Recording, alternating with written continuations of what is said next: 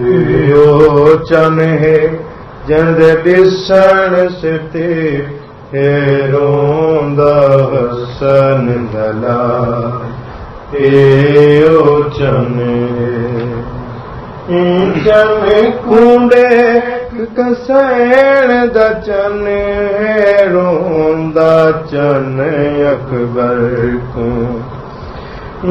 चन कूंडे कसैण दा चन रोंदा चन अकबर को जल्द मस आई कून तू रोंदे गुलगून कफन अकबर को जल्द मस आई कून तू रोंदे गुलगून कफन अकबर को गिन याद अकबर दे हे चढ़दा खंजर विशाल यो चन